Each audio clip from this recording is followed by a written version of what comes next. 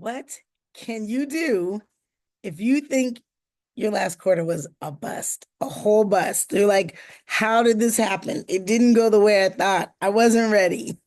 We're going to get into it. And this is for you if you are in sales, you're a sales leader, you're a founder, you are a sales rep, you're anyone responsible for moving the needle on generation of revenue. I'll tell you who I am in a little bit, but I'm going to give you the three things I think are super important when your month, your quarter, whatever it is, your year is a bust. So, first and foremost, take inventory. It wasn't all a bust. It's just that you didn't may not have hit specific goals that you have, right? So take inventory. Like actually go through and try to determine what was good, what was bad, and maybe what the ugly was. Good, the bad, and the ugly. I think that's an old school movie. But at the end of the day, there are going to be quite a few things that were good that you can count in as wins. So I just went through this, which is why I'm popping on to talk about this. I'm Cheryl Parks. I sold $25 million over the course of my career selling to Fortune 1000 companies. And I currently am a sales advisor and AI consultant for experts looking to sell their services in corporate. So basically, what I do is I advise those that are selling their services to corporate so that they aren't spinning their wheels trying to figure out how to get in the door, what to say when they get in the door, how to rally a team together, how to get a corporate team to the finish line so that they can impact their customers, whether they be internal or external. And I work with the sales confused, the sales resistant, the sales frustrated, sales inconsistent, all those personality types. So let me get back to the inventory. So I just went through this. I was feeling like my quarter was kind of a bust. And I had to really sit back and take a look and say, okay, I know why I think it's a bust, right? Because there were some things that I wanted to accomplish, most of them quantitative, that I didn't accomplish in the quarter. Okay. So then I started thinking about like all the people that I met. Like I met a lot of just cool people. And I mean, cool people, cool partners, cool suppliers, cool providers, people that operate in excellence, people that love what they do, people that have cool stories. I met tons of people over the course of this quarter. And I guess you really could say I was building, like I'm building relationships. At the end of the day, I still know I was looking to do something in a quantitative manner and it didn't hit the mark. So I started thinking about the people that I met and what they're like and just how they come to the table and that kind of thing. And I started thinking about some of the things that I did, which would be like, I was on 3 podcasts, only I think one of them have been released so far. Met really cool people, got some sales accolades, over on LinkedIn. If you're not following me at some point, not now, jump over there and follow me on LinkedIn. But I started looking at what I had accomplished. And then I looked at what I didn't accomplish, and that list was much shorter, by the way. And then I looked at what was really like not good, right? What's the gritty, the ugly part of this whole thing? And then I had to go into my truth. And I'm like, okay, so why didn't you accomplish some of the things you wanted to accomplish? And in my truth, I started thinking, is it that you're not capable? Is it that you don't desire it anymore? Maybe you're just getting worn down.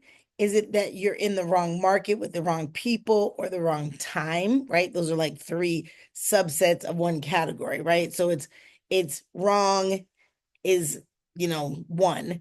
A is market, wrong people, wrong time. Or it could be you have the wrong product offering, right? So I started looking at that and I was like, no, those things really don't apply. It could be that your numbers weren't high enough, right? So if you're in sales, we all know that you have to have so many conversations to get to so many meetings, to get to so many proposals, to get to so many opportunities to work with new clients. If you're not if your number of engagements is lower, then it's going to impact what comes out on the other end. Like you can't have gone from 50 meetings the quarter before and you won, let's just say 10 deals for lack of better like math here. You won 10 deals and then think you could have 10 meetings and win 10 deals. Like it just doesn't work that way. So when I started looking, for me personally, it was the number of engagements, the number of sales meetings. I was meeting a lot of people, but they weren't falling into the sales revenue generation piece because I was building and there was some building going on in the area of partnerships and other things which really don't come into this. But at the end of the day, that's part of being in sales. You have to keep your activity, efforts, energy at a certain level. Okay. So first, you're going to take inventory. What went really well, what didn't go well, and what went tragically horribly. Hopefully, you don't have anything tragically horribly on the list, right? Okay, that's the goal. All right, so then you're going to actually get into your truth, which is could you be more capable? And that has to do with, are you studying? Are you following people that can give you good advice? Are you reading? Are you taking courses? There's so many free courses out here. Literally, you could create your own university education out here with courses, free or not. They're just a lot of opportunities. Are you engaging with people and in places where it's going to support you getting to that next level? And then there's obviously the desire piece, which is, are you just, kind of tired? Like, you're just like, hey, I'm just not motivated. I'm not inspired. It's not exciting anymore because that's a whole separate category. And if you are, then you'll need to look for some inspiration. I personally feel like inspiration comes a lot faster than motivation. And I typically find inspiration like around water, exercising slash working out, whether it's walking or lifting weights or whatever I'm doing. Um, Socializing is always good, right? Like unplug, turn off work, and just sit down and socialize with family and friends. A lot of people will go back to their faith, right? And they're like, hey, I just need to get back into my faith and just get grounded, right? Whatever your faith is, you need to get grounded. Lots and lots and lots of ways to get re-energized and re-inspired. And I won't jump over the fact that sometimes we just need rest. Like you just need to get some real sleep. Okay. So that's the second piece where you're going through your truth. You're looking at capabilities, desire. Are you in the right space or the wrong space? Are your numbers right to begin with? And in sales, a lot of times we're going to find our numbers weren't right to begin with. And if you really need any support in terms of understanding the way the numbers play through, drop a comment. I would love to help you on it. Okay. The next thing is you're going to think about your thinking. Okay. Why are we going to do this? Because if your quarter before was pretty good or very good, or you excelled, and this last quarter was mediocre, okay, good, you want to figure out like what is the programming in your mind around this whole thing, right? So okay, so I'll take you back to some old school sales days where I used to think, okay, I did really well in a quarter. So now I can just like, relax a little bit, right? It's like I did really well. I have a rhythm, I know the drill now, and I can relax. That's actually not the case. When you do really well, you'll want to actually like pour some gasoline on it and accelerate. You want to use this energy, this exciting energy that you have to lift you to higher places. So you want to think about your thinking and the programming that you're leaning on. And is it that you tend to do really well and then you take your foot off the gas? Or could it be you think that just working hard will get you there? Like, I'm just going to keep grinding and working hard. And maybe your grinding and working hard days, they're limited and they're coming to an end because it's like, how hard can you grind to get something and you're not actually getting it right in return? So maybe you had a couple of hard quarters and you're looking at your thinking like, maybe I should be working smarter instead of harder. How would I do that? What kind of tools do I need, right?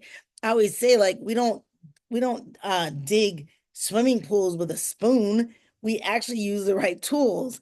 I mean, if you are studying AI or using any kind of AI right now, any generative AI, you also might want to consider that when we're using generative AI, there are a number of tools out here that you can use. So if you're picking, i.e., I'm going to pick on ChatGPT. If you're picking ChatGPT and you're doing tons of research, it can do some research for you, but there are a couple of other AI tools out here that will do a better job on research. They'll actually look at additional sources, they go deeper, they go broader, lots of different things. So think about your thinking as you are evaluating. Now, the most important part of this is lean on what went well and see how you can take what went well and accelerate it to get to your results. So, in my case, lots of partnering, building, meeting lots of people. What could I have done while I was meeting all these people to see if there was an opportunity that might have poured into the sales revenue process, right? And that could be simply asking, hey, do you know anybody that actually leverages X services, right? Or buys X product. You could ask that of people that you're meeting, even though you're meeting them for an unrelated reason, right? You can do things like that. You could become more visible online, right? Because let maybe some of your content speak for itself while you're out here doing this other piece of work that is associated with the job that you do, or maybe even not. But at least your content can work for you, right? You can point people to something like what I'm doing on YouTube, where they can listen to your methodology about sales, and that way you're not having to go and tell them everything, because they have a sense of how you respond when things don't quite go as planned.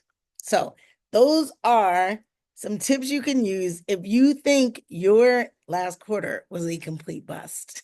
Okay. And it'll help you, one, see the light in what you're doing and hopefully help you walk out of the tunnel or the ditch that you might feel that you're in, and two, put you on a better path for the quarter coming up. So I'm not mentioning quarters because I want this to live forever. It's going to happen if you are any type of sales focused executive, any type of sales focused founder, sales leader, if you're in a startup environment, anywhere where you are the one or your team is the team that's responsible for generating revenue. It's going to happen. It's just a matter of how you're able to build the muscle to get back on, right? To get back on the path that you need to be on. I was reminded of this yesterday. I've been in sales forever. I've been in sales for 30 years. And I was reminded of this yesterday because someone that I know that's new to sales was completely ghosted. There's no other way to say it. She was completely ghosted by this founder that she was selling to. And he came back 2 months later and he said, okay, I'm ready to go. Here's the contract. When can we get started?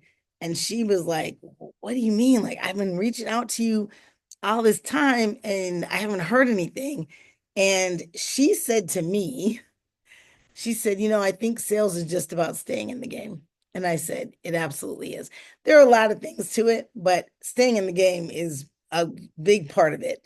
There's lots of things you got to hone, master your craft, like sharpen your tools, be able to, optimize your capabilities, know that you have the desire. You can't teach people desire. If you don't have desire, you probably aren't going to last long in whatever you're doing that you don't have desire to be in, right? You probably just, it's not going to really work. And then it could very well be wrong market, right? Wrong time, wrong people, wrong product. So that's like all the wrongs. And then finally, your numbers. That's, it just comes down to like, did you do the numbers? Okay. So there are ways that you can enhance those numbers while you're out here talking to people. At the end of the day, you have to take inventory, face the truth, and think about your thinking. Those are the three things. If you need anything, I'm going to drop my contact information in the description. You are more than welcome to book a call or, let me know in the comments what other things are happening out here. But at the end of the day, that's a significant part of sales. It's the ups, the downs, the ins, the outs. And yeah, I've been around a while, so I should know but periodically it catches me by surprise. All right. Stay inspired and please stay in touch. I so appreciate you dropping in here to listen. Yeah, definitely subscribe. Send this to someone you know that may need some support in their sales role or in their sales leadership. And I'll see you on the next one. Thanks so much. You got this.